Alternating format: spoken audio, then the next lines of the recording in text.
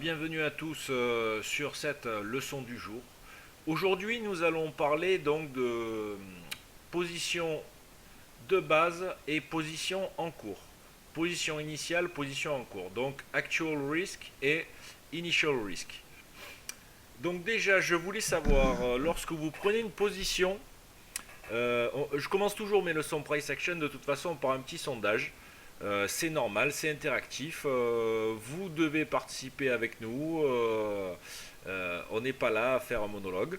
Donc déjà, où est-ce que vous positionnez vos stops? Et surtout, enfin, au-delà de où est-ce que vous positionnez vos stops, est-ce que vous modifiez de temps en temps les stops en cours? Si oui, comment? Je vous écoute. Voilà, tout simplement pour savoir si lorsque vous êtes en position, vous allez remonter vos stops ou vous allez les élargir, etc. etc.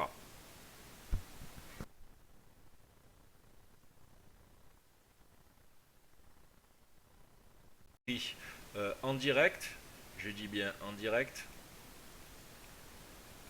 Donc déjà, on aura plusieurs possibilités. Quelqu'un qui veut se positionner vendeur.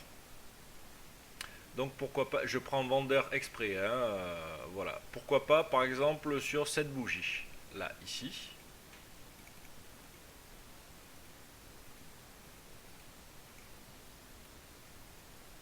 Voilà, comme ceci. Sur cette bougie-là, exactement, on va l'entourer en rouge.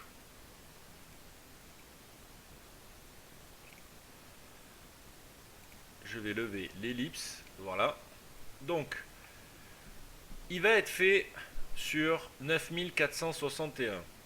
Donc déjà, pour un ratio gain-risque de 1, il aura un stop de marché au minimum au-dessus de la dernière mèche à ce niveau-là. Je parle en termes de price action. Donc ici, on va configurer la règle, on va la mettre un peu plus épaisse avec des pointillés ici comme ceci, voilà. Donc là on est sur le niveau d'invalidation de notre trade, l'entrée, et puis l'objectif qui pourrait nous apporter un ratio de 1, tout simplement. Donc mon risque initial,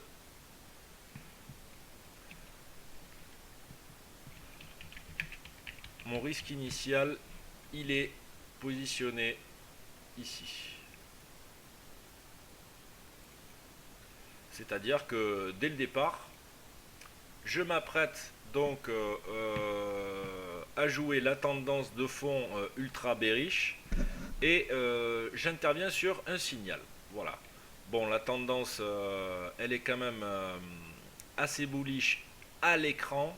Maintenant, c'est vrai qu'on a une grosse tendance de fond bearish, donc pourquoi pas. On peut anticiper ce type de trade sur signal. Donc, on est shorter sur ce niveau-là. On a 461 à 500. On a à 39 pips. Donc risque initial de 39 points. Voilà, comme ceci. Voilà, et votre target donc est bien sûr à 39 points. Vous avez fait votre analyse, donc si vous rentrez scalper, de toute façon là sur ce niveau-là, vous êtes sorti. Mais il pourrait y avoir donc, je dirais par rapport à votre risque initial, une sortie potentielle bien avant votre stop. C'est-à-dire, par exemple, voilà, là on va se mettre en temps réel. Voilà, on va bien agrandir les bougies. Donc ici, je suis shorter. Ça commence donc, la bougie qui suit me contre, qui me déclenche me contre. C'est pas terrible. On continue, on commence à aller vers notre objectif. Là, c'est sympa, en temps réel. Et puis, je vois que finalement, on commence à avoir du mal. On a une belle bullish, on a une deuxième belle bullish. On commence à entamer notre zone. Bon, premier essai pour aller nous invalider. Deuxième tentative pour aller nous invalider. Là, on voit que finalement, ça se calme un peu. Et puis, les bearish re-rentrent dans la partie. Donc, on peut faire ça. Et puis, on peut faire ça sur ce mouvement. Donc là, on pourrait très bien avoir une modification dans le trading de deux façons. Soit finalement on pense que justement les bearish ont réactivé et on est vraiment confiant dans notre tendance de fond qui est ultra bearish et donc on va se laisser toutes les chances et on va basculer d'un trade scalp, c'est-à-dire d'un trade qui à la base devait prendre 2-3 bougies pas plus pour aller atteindre l'objectif, à un trade swing. C'est-à-dire que là on revient sur nos prix d'entrée et donc on pourrait étendre pourquoi pas notre stop et notre objectif de façon beaucoup plus large. Donc c'est à dire que si notre stop par exemple là en haut j'ai mis en place une zone exprès, c'est pour ça que je l'ai préparé à l'avance. Si par exemple on décide finalement de rester swing parce que le marché pour X raisons nous donne confiance dans notre scénario et on voit qu'il y a du potentiel, on peut élargir. Mais là, dans ce cas-là, donc là on est à 60, 61, on passe quasiment à 40, 70, 72 pips. Donc là on passe sur un risque actuel de 72 pips. On a décidé de passer swing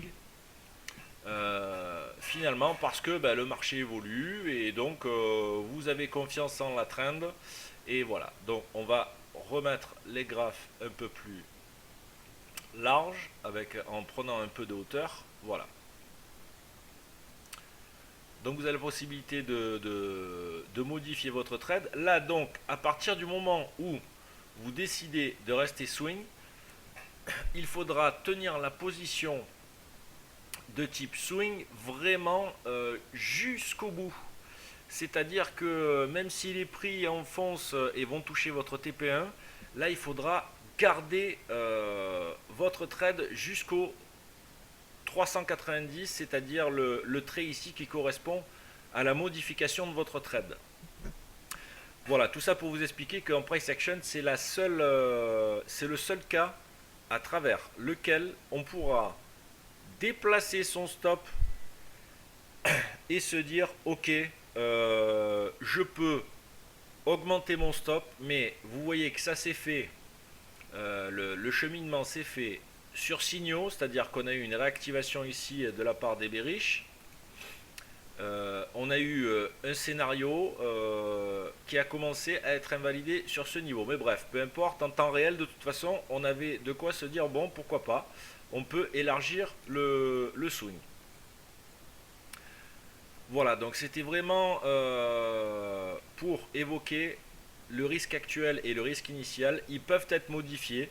Et pourquoi ils peuvent être modifiés? Tout simplement parce que le marché, malheureusement, n'est jamais, ne réagit jamais, voire quasiment jamais, comme on le souhaiterait.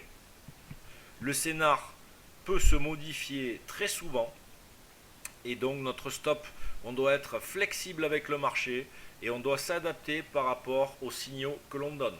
Soit on ne veut pas être invalidé, et dans ce cas-là, si on ne voulait pas être invalidé sur un tel trade, voilà ici, on pouvait redescendre notre stop de marché ici sur ce dernier petit plus haut, voilà, là au-dessus, en anticipant que finalement notre trade part avec pas assez de vigueur. Je vais le mettre en rouge comme ça, voilà. Il part pas avec assez de vigueur et que si les cours remontent encore sur une deuxième fois encore sur ce niveau là, c'est mort, c'est que on veut faire autre chose, mais pas de dégradation. Je ne suis pas dans le bon timing, je sors. Donc là, du coup, on serait parti sur un trade avec un peu moins, c'est-à-dire 89 à 62. Le risque initial aurait été de 27. 27 pips. Voilà. Ça aussi, c'est possible. Donc là, on va mettre ici le risque initial numéro 2 à 27 pips.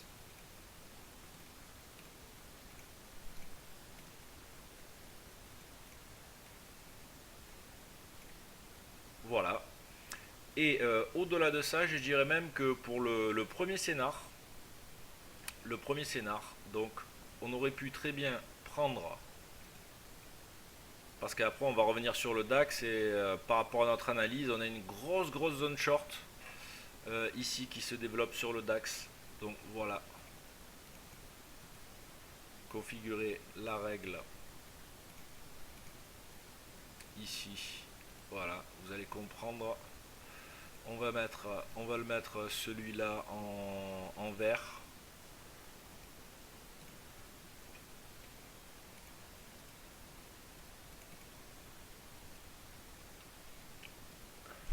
Et on pourrait avoir un risque actuel numéro 2 par rapport à ce premier risque là. Par exemple, si on avait décidé de rester swing, on aurait pu se dire ok, bon là cette fois-ci j'engage non plus 72 pips, mais je remets encore une trentaine au compteur, donc ça ferait quand même 102. Par contre, j'envisage d'aller chercher les 9360 au bas mot. Voilà. Donc tout ça, vous allez me dire, oui, mais bon, comment on peut calculer, etc. Ben, le problème, c'est que c'est difficile, c'est sûr, et c'est pour ça qu'il faut être très rigoureux dans son money management. Voilà, là, vous voyez que sur un short sur ce niveau, ça peut vous donner énormément de possibilités. Un premier risque, donc, initial, ramené à 27 points, qu'on peut appeler aussi risque actuel, peu importe. L'essentiel, c'est juste de dire, voilà, il y a une première phase où on a un stop de base, et puis on modifie. Ça peut nous amener aussi à garder un swing. Et tout ça, pourquoi? Dans le but d'essayer de donner le plus de taux de réussite à notre trading. Tout ça pour revenir encore une fois sur un principe de base qui est que si vous êtes scalper agressif, si vous mettez des stops toujours trop serrés, ou si vous mettez des stops qui ne sont pas adaptables, flexibles par rapport au marché, le problème c'est qu'il faut que ça décolle dès que vous entrez en position, messieurs. Et là, honnêtement, celui qui a toutes ses positions, qui décolle directement sans retracement tout le temps, ben moi je dis chapeau. Moi je dis chapeau, mais le problème c'est qu'on ne sait jamais sur quel cran le marché va décoller. Voilà. Moi honnêtement, mon scénario ça aurait été, en étant shorter ici à 461, on n'a pas pris la position, mais ça aurait été, voilà, le risque actuel numéro 2 à 102 pips. Voilà. Là ici, donc on va prendre la petite photo, comme ça on pourra illustrer ça sur la chaîne TV. Mais voilà, on peut lever tout le bazar ici. Voilà. Et moi sur ce scénar, j'aurais mis en place un risque actuel swing de 102 pips. Attention, 102 pips, c'est uniquement sur break valide de cette zone qui est à 9564,4 sur le DAX. Pour nous, c'est une énormissime zone short. Et si on passe au-dessus, ben, il peut y avoir de nouveaux élans à la hausse. Alors, super happy trade, en effet. Ton scénar long DAX a bien fonctionné. Voilà, il n'y a pas de souci. Bon, il fallait être patient. Hein. Ça s'est déclenché à partir de 14 heures. Voilà, maintenant, on regarde en termes de 1 heure. Voilà, là pour nous, ça c'est notre scénar. Ça c'est notre scénar DAX. Shorter sur cette zone. pour aller rechercher au minimum le TP1 à 419. Alors, est-ce que je l'ai formalisé? Non, je ne l'ai pas formalisé. Ben, de toute façon, voilà, on le formalise à travers cette leçon de trading en price action. Voilà. Donc là, pour nous, on est vraiment sur une grosse zone. J'insiste. R1 jour. Des gros niveaux inférieurs sur lesquels les bullish n'avaient pas réussi à réactiver. Le marché ayant une mémoire, ça peut écraser sévère sur le DAX. Voilà. Alors, il y a plusieurs possibilités d'entrée là aussi pour ceux qui ne seraient pas rentrés ici. Ça aurait été pourquoi pas d'attendre un signal price action pour shorter en anticipation. Attention, le problème c'est que l'invalidation là elle est sur cassure suivie de ce niveau, donc on peut se prendre quand même 108, 109 voire 110 pips dans la tête. Mais bien sûr, de toute façon, on reportera toujours sur notre target à atteindre. Alors maintenant, pour quelqu'un qui serait rentré donc dans notre scénar en risque initial à 39 pips et puis d'un coup qui décide de tenir swing, il aurait pu très bien, pourquoi pas, arriver sur cette zone, ici, faire comme si il n'était pas en trade et là, mettre un ultime renfort sur sa dernière zone. C'est-à-dire que là, par contre, par exemple, voilà, si, admettons, hein, j'ai une bêtise, mais on rentre ici direct au marché, donc ça nous ferait une cotation à 540, un stop de marché ici qui serait placé à 593 au cas où, si on a un gros MZ, mais l'invalidation, ce serait tout simplement une cassure ici valide, une cassure ici de cette zone, de la zone des 565, donc ça ferait... On ajouterait encore une couche par rapport au premier trade, ça ferait un trade renforcé, mais renforcé de façon mineure, et on donnerait toutes les chances à notre trend de se développer. Par contre, bien sûr, là, évidemment, hein, il faut avoir des niveaux précis. Hein. Il faut avoir des niveaux précis en price action sur lesquels on anticipe donc une réaction des cours. Hein, sur laquelle une zone de price action sur laquelle il peut y avoir des bearish qui réactivent, je dirais, la tendance de fond. Hein. Donc là, pour nous, on est sur une zone. Voilà. Maintenant, sur écrasement, sur break valide de cette zone, un stop ici serait de bon augure à 594. Ça remettrait encore 30 pips en plus au compteur. Mais, par contre, dans le cas où on se redégraderait, on aurait notre premier trade ici qui lui doit toujours aller à son target de base. Par contre, on pourra aisément gérer ce trade là d'une autre manière avec un ratio par exemple qui sera atteint ici déjà, couper la position, le laisser filer. Donc vous voyez, c'est tout ça pour dire que après chacun gérera la position à sa sauce, mais il faut être flexible. Il faut être très très très flexible. Sans ça, si chaque fois on est un peu trop carré, on est un peu trop algorithmique, il y a peu de chances pour que ça passe. Malheureusement, il y a peu de chances pour que ça passe parce que les algorithmes sont carrés, mais ils génèrent eux-mêmes le marché. Donc forcément, il n'y a pas de souci. Alors que vous ne générez pas le marché. Nous, chez UTF, on ne génère pas le marché. On doit suivre le marché. Et du coup, comme il se modifie constamment, il faut essayer de mettre en place un savant calcul de stop, de position. Voilà. Et c'est ça qu'on essaye d'apprendre à nos élèves, à nos price actionneurs. C'est vraiment essayer de se donner toutes les chances pour sortir gagnant d'un trade. Oui, bien sûr, quand on se prend une grosse jambe de hausse comme celle-ci, ça fait mal, je suis d'accord, ça fait très mal. Mais ceci dit, sur des zones, surtout si on voit que nos amis bearish réagissent, ça peut être pas mal de renforcer. Mais ce sont les seules, je dis bien les seules conditions dans lesquelles on va accepter de renforcer un trade, voire de modifier le stop initial. Mais vous voyez que c'est le fruit d'un calcul qui est millimétré au niveau des sorties, au niveau des entrées. Vous aurez deux trades à gérer en même temps.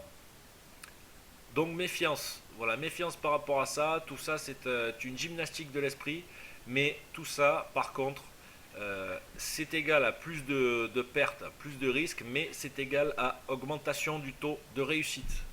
Et ça, c'est pas à négliger en trading, je pense. Honnêtement, je le pense.